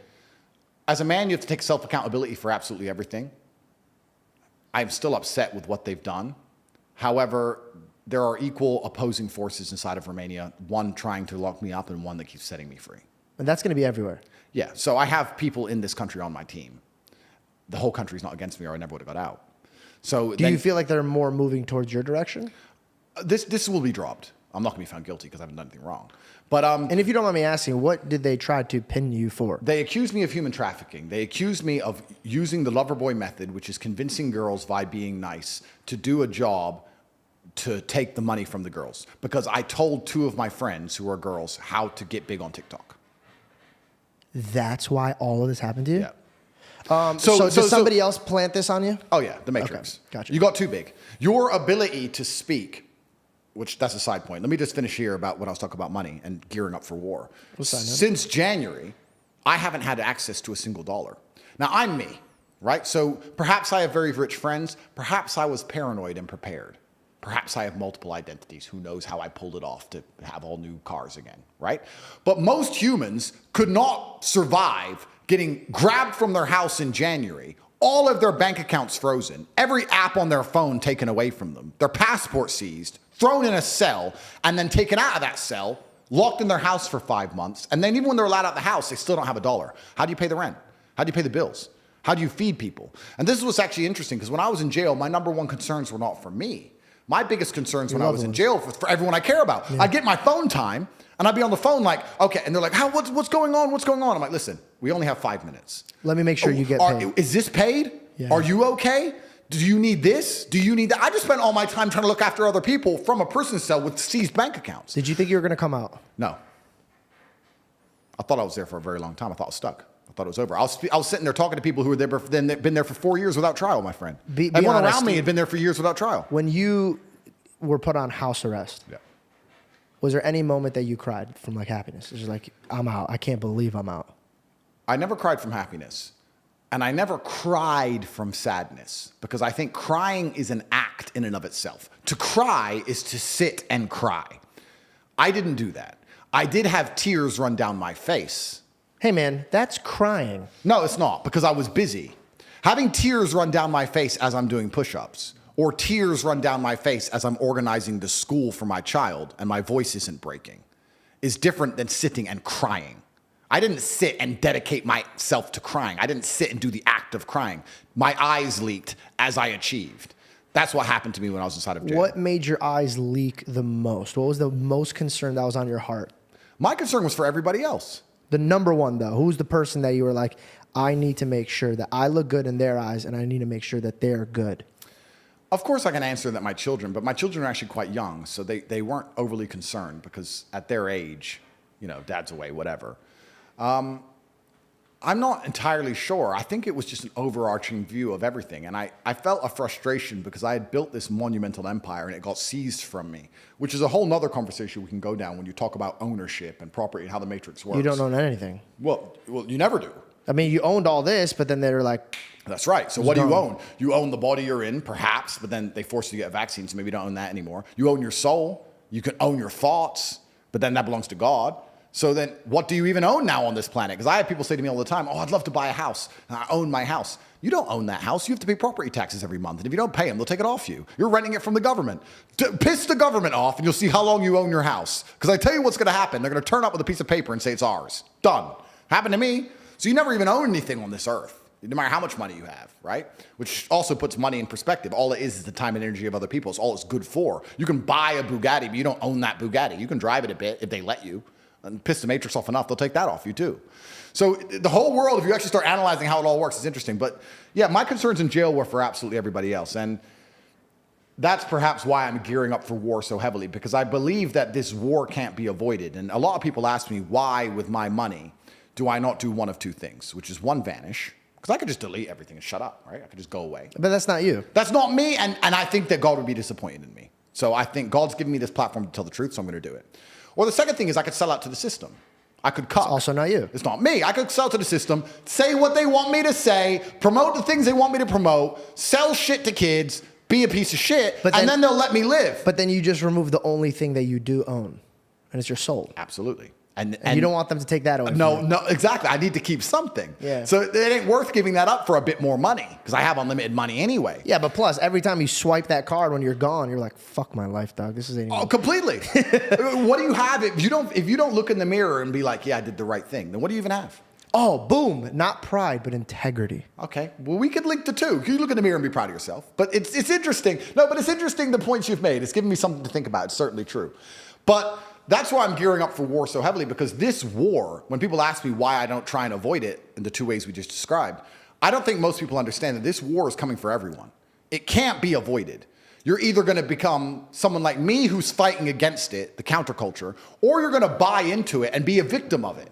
I don't think any man who wakes up and accepts the garbage that the Matrix tells them, that, yeah, it's okay to be depressed, like we just talked about. Yeah, you should be running around doing perkies and Adderall and consuming porn and sleeping with a bunch of hoes. And yeah, go to school and get an education and get in debt. And then go get a mortgage and get in debt, and then 9 to 5 and just slave away, and you'll be retired when you're 74. It's going to be fine. All the things they push, all the standardized mechanisms that a man's supposed to live his life by, I believe lead to crippling depression and sadness anyway. I don't think that makes anyone happy. So this war is twofold. You can either fight against the system and be its enemy, like I am, or you can accept the system, and then you're going to be fighting against yourself in your head, because now you're your own enemy. Because you listen to the system and you hate yourself and you hate your life. Yeah. So what do you want to do? If you can't avoid fighting, do you want to turn on yourself or do you want to turn on your enemy? Every single part of me is on my team. My mind, my hands, my feet, everything, my teeth, you name it. If it goes to war, I've got every single weapon at my disposal. So when people say to me, why am I fighting this war? I say, you're in the war too. You're just going to be a casualty of it. You're going to be a forgotten name. Not even a name. You're going to be a number. In wars, it's interesting. In wars, if you look at any war, they'll talk about 12,000 people died here. And one of them was this guy. There's names and there's numbers. So if you're going to go to war, you can decide, do you want to be a name or a number? Because people are going to die. People are going to die regardless. And this is why I teach the things I teach. I say to men, listen, you need to become as strong as possible. You need to make a bunch of money. You need to prepare. You need to have 7 passports in 7 different countries. And you just start sitting there getting paranoid and panicking and getting things done. This is why I push masculine excellence, because when they come for you, when they come for us all, if you have no weapons to defend yourself, you're going to be one of the 12,000 in the ditch. So you're going to be numbers. At least when they kill me, they know who they killed. At least they'll say they killed 12,000 men and Andrew Tate. Yeah. At least I get that. You have to aim for something. But this war can't be avoided, and everyone at home doesn't seem to realize Here's the thing that, like, I'm going to put you a little bit at ease and scare you at the same time. I'm ready. They killed Jesus, dude. You know what I mean? Like, if you think about it, they killed God. Yeah. Obviously, he wanted it to happen. Thank God he did. But here's the craziest part. Hey, man, this is the way of life. Oh, absolutely. This is the way of life. And I don't sit around anymore, and I don't fear it. And when you talk about pride, and you talk about all the stuff that we were talking about, I found this new confidence where I walk in a room and I just own it immediately. And it's a new way of thinking. My confidence comes with the Lord. Every room I walk into, this meeting, I said, God, you go before me. Yep. You take my tongue. You take my mind. Yep. You take my body. Yep. When you walk into a room and you have this type of faith, hypothetically, say I'm an idiot. Yep. Say I am completely a nutcase. Yep. I guarantee you I outworked the old George that didn't have that faith. Oh, absolutely. And you can also apply the same to fighting. Like if you look at the Islamic fighters, they say, all glory to God. God's already decided. I'm just going to go in there. They're so calm. Yeah, and by the way, that's scary, It's dude. super scary. Yo, if you walk into a dude and he's just super calm, it doesn't care. Fuck all that. I don't even want to be here anymore. Absolutely. Yeah, like if I were to agree and if I were to do a fight now, I know that it's in God's hands. So I'd be as calm. I'd be nervous, of course, and I'd want to be nervous. But I'd know, like, look, this is in God's hands. God's already decided. Allah's the best of planners. He will decide if I need to win and destroy this man or if I need to lose and learn a lesson. Then it's up to God. That's working off of fear, not faith. Faith is so beautiful and you could use it, and fear is such a poison, bro. And I don't know if you've really hung out with people that have fear. It's an addictive personality. Oh, it's sticky. It's very sticky. Yeah. Very sticky. Have you ever watched something on TikTok or Instagram and then all day you're just thinking about it and you're like, this motherfucker can't leave my brain, dude. Yeah. I am now limiting myself on what I'm absorbing. Bro, I don't talk. I want to make this very clear. One of the best things about money is I've managed to create my reality absolutely. I don't talk to anyone I don't want to talk to. If you come to me and say, we can make $100 million, but I don't like your shirt, then you can get fucked. That's my life now. Because I don't need money and I don't like you. So that's who I am, right? So I've created my reality absolutely. And the number one thing I will not do is talk to negative people. I don't want to hear, I don't care what your story is. I don't care what happened. If all you do is complain, you are not around me because it is sticky. It's sticky to you. It's sticky to the universe. It leaves a residue. I don't want to hear it. Everyone around me is happy.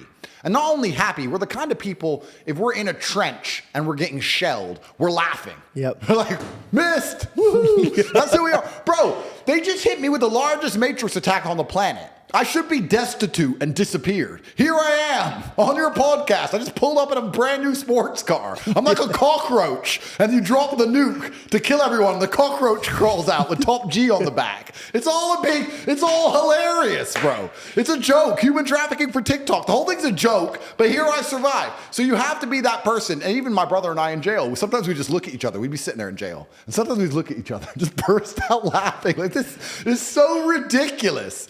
But I don't have time for negative people. And especially when negative people come out with their sub stories, I guess I'm kind of fortunate that God has put me through so many difficult things. When people tell me their sub stories, I'm sitting there going, is that it? You're a fuck up because of that? You should have seen what I had to do. Like, so I don't even want to hear it. I'm uninterested in it. And you're right. You have to be careful who you're around because you are the sum of the 5 people you spend the most time with. Yeah, you are who you hang out with. Dude, there's a reason why God says sheep. Yeah. We're sheep. Yep. We're all sheep, bro. I don't need to bring up my past, but my behaviors were intolerable because of the people around me. Oh, absolutely. You are who you hang out with. My father would tell me that all the time. He'd be like, hey, cut it out, bro. Yep. You need to stop hanging out with these people that are bringing you down.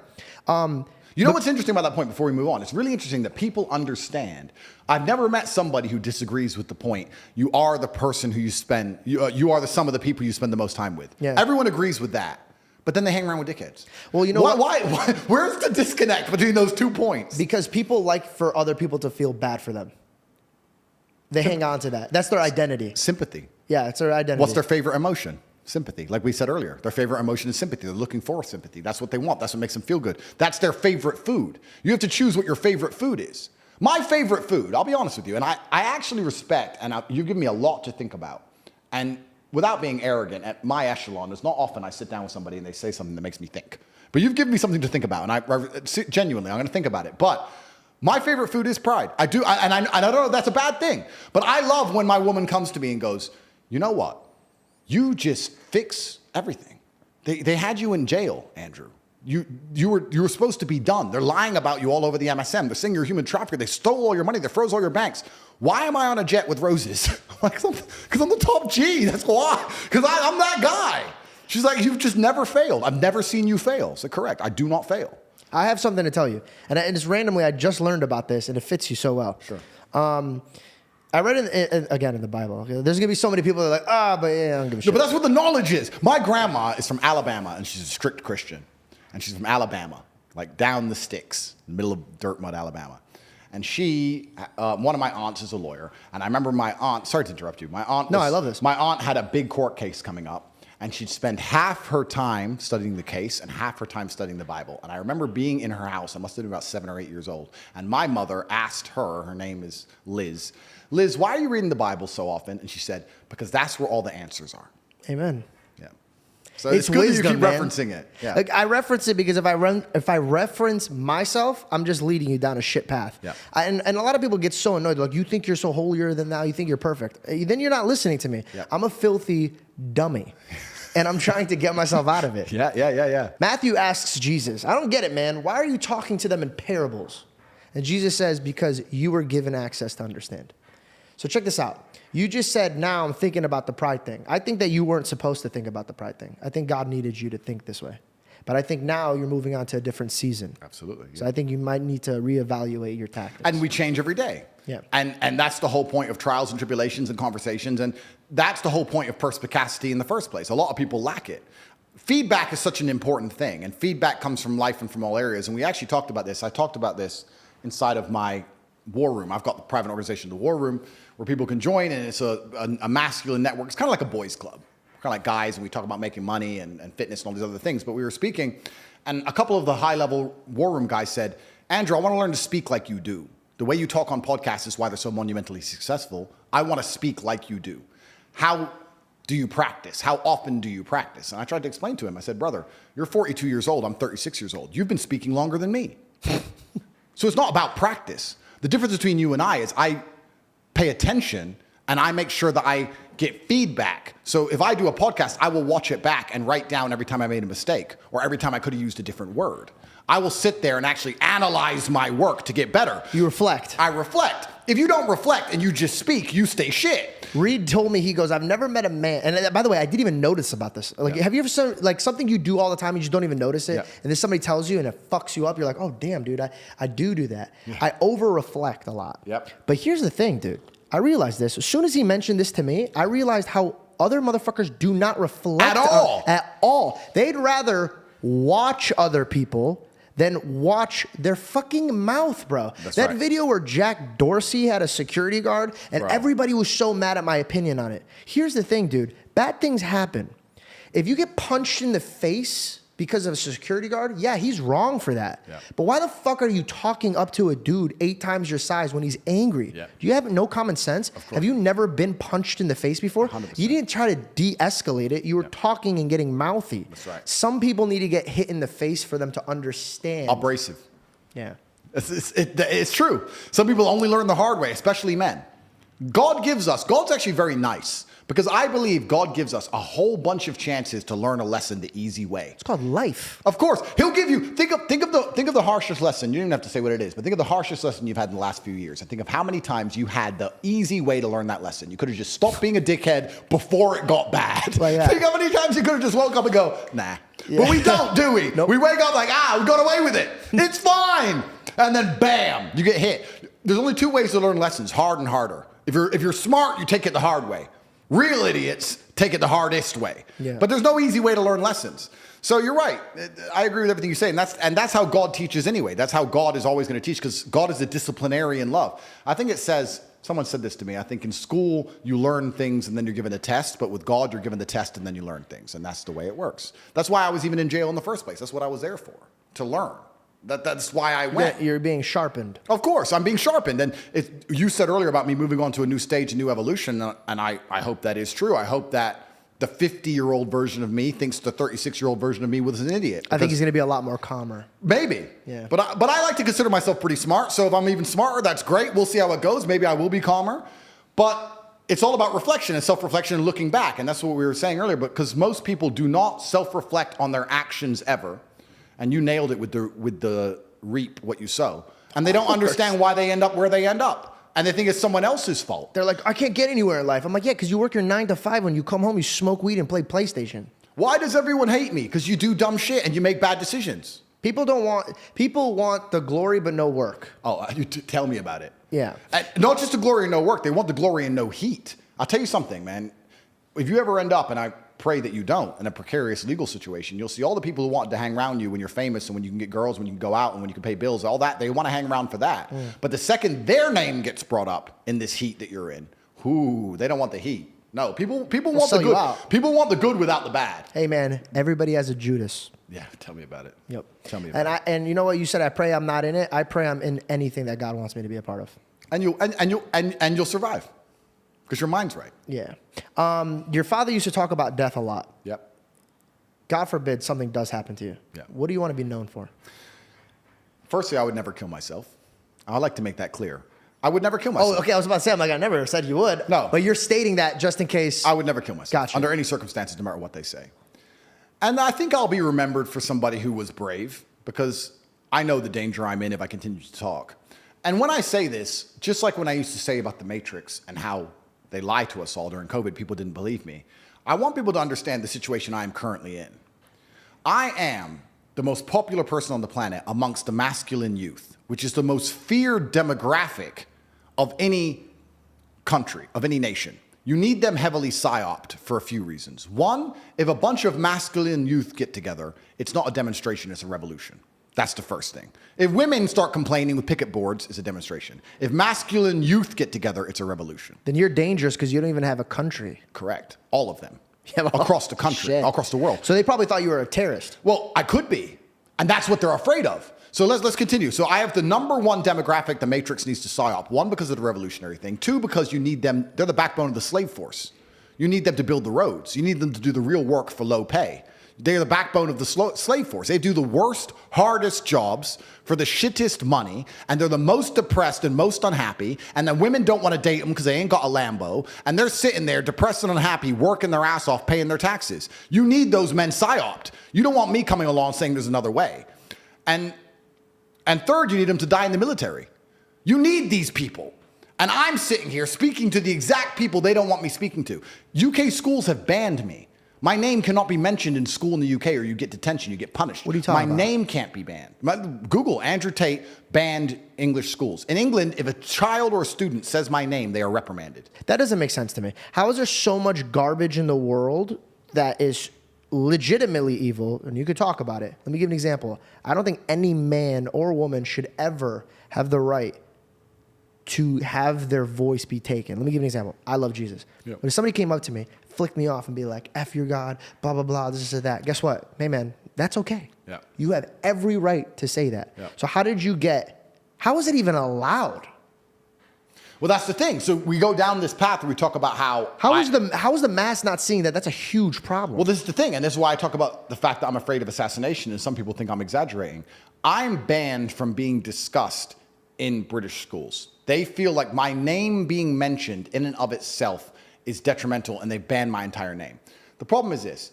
If I have huge control over the masculine youth, which the Matrix fear, I'm banned from schools. I'm discussed in UK Parliament as a problem. You get to a certain point, and there is a level you can reach which is considered a national security threat. You just said terrorism. National security threats. Do you know what happens once you're deemed a national security threat? All bets are off. Yeah, they're going to murder you. Oh, all bets are off. If you're a national security threat, they just shoot you. If a terrorist turns up, what do? You shoot him, right? So I'm teetering on the edge of national security threat, and I'm trying very hard not to. I'm going on podcasts and talking about God, motivation, doing the right thing, working hard, respecting your parents, loving your woman. I'm talking about all the good things, but I'm in this situation now where I'm so immensely popular. When I was in jail, people started planning demonstrations and riots, and from jail, I was like, no, don't do that. If people start burning buildings, they're never going to let me out. Yeah. They're going to keep me in there forever. Like, no, just write emails happily. Like, just stop. Happily, too. Happily. But it's true. You know, it's scary. You're but in this also, position. you want to teach men how to do it the right way. And I think when people are like, we got to fight for this cause, let's burn this lady's car. Yeah. To me, that's ridiculous. Of course. I don't know how we even got to a place where rioting is even a thing But this is another thing that's scary about power and influence, right? If I were to send a message on Twitter right now with the location and say, I'm going to be there in 2 days, with no promotion, no money, I wouldn't have to build a sexy video, nothing. There would be thousands and thousands of boys there. Is there one idiot? Probably. Is there one moron? I bet.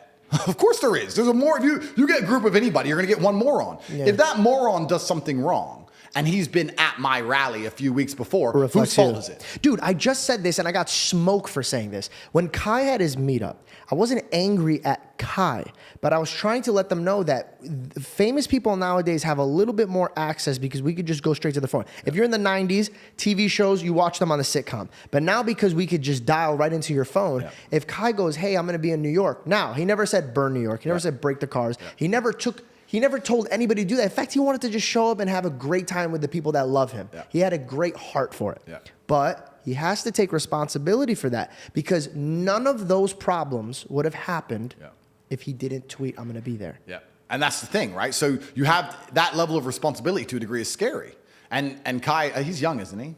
Yeah. He's young, yeah. But he's, by the way, great kid. And the people were getting so mad and saying that I'm a huge fan of Kai. I love his content. I love his heart. Every time I see him, he has a great smile. And he's a great soul. I was just saying, you have to be, with great power comes what? Great responsibility. Okay. That's right. Yeah, no, and you're completely right. So then you have to tie all that in. So I am scared about the fact that someday someone's going to say, you know what, this guy's causing too much problems or he has too much influence. Can he just... Why wouldn't they do can that he just already? crash his car? Can his jet just crash? Can we just get rid of this guy? Because it fixes a lot of issues. And then you have to sit and say, is my life worth more than the trouble I'm causing to these people? They don't give a shit about me. They don't give a shit about anybody.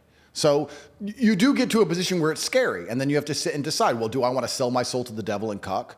Or do I want to just shut up and disappear, which is also cucking? Or do you want to live for something? And do you want to die as a name as opposed to a number? And I've made that decision, and I'll continue to do what I believe is best. But I think that also, and I want to say this here, I think it's the first time I've said it, I don't want to take too much credit. But I do believe the Matrix is cracking.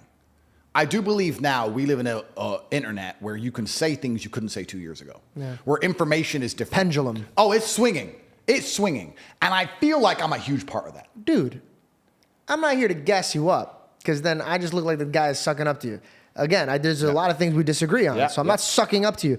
But I don't think anybody had the balls that you had. Oh, absolutely. I went guns blazing at them, at the Matrix. And I went guns blazing at them. And I said on an earlier podcast, I said, this is a 3-stage plan. The Note Boys asked me, and they said, you became the most famous man in the world. You became the most Googled person on the planet. Every single TikTok video is you.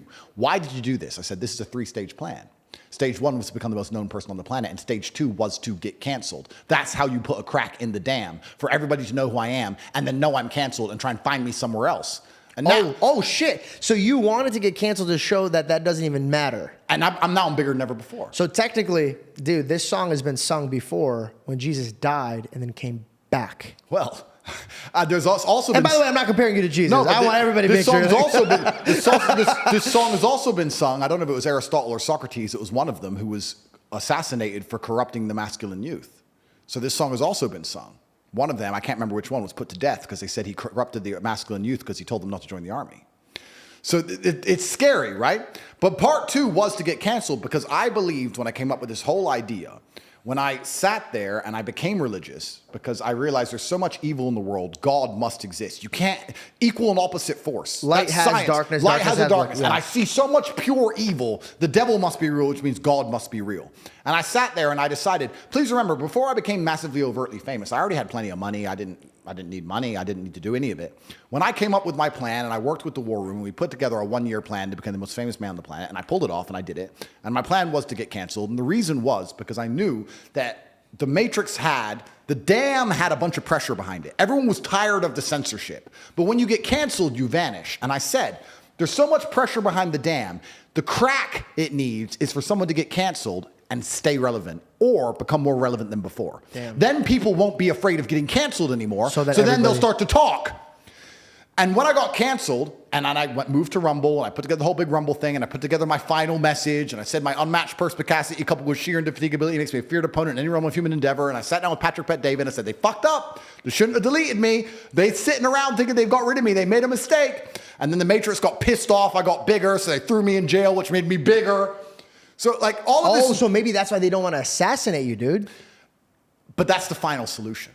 I know, but I shut up. But think about all the people that get assassinated, bro. Like they become Mars. You know, it's interesting. I won't say who, but a very famous and very intelligent right-wing commentator said to me when I was talking to him about all of this, and he agreed with every single word I said. He said, the only way out is through. You have to get so big they're scared to kill you. It's the only way, or they're going to get rid of you. If you stay in the middle, you're going to go. You have to get so big that killing you will cause the problems they don't want you to cause alive. Have you ever read Job? No. Job is a man, and the devil comes up to him, and he goes, of course, he worships you. You gave him everything. Yeah. And God goes, okay, fine, go test him, but you can't take his life. You can do anything you want. I think carry on, but you can't take his life. Yeah. And he does. And so the tactic is, we got to remember that life is held in God's hands, not the devil's hands. Yep. So this whole entire demons or these matrix or anything that they want, as much as powerful as we all think they are, they only move when God wants them to move. I agree with you. And when I came to this industry, my mom said one thing, because I was scared. I was scared of the Illuminati. I was scared of all this stuff. Yeah. And my mom hit me with a reference that had to do with my industry. Yep. And she goes, if God says action, who has the authority to say cut? I love that. You want to take a quick smoke break and then come back? Because I have to pee really bad. And I haven't even touched my notes. Let's do it. Okay. Oh, God, I drink so much water.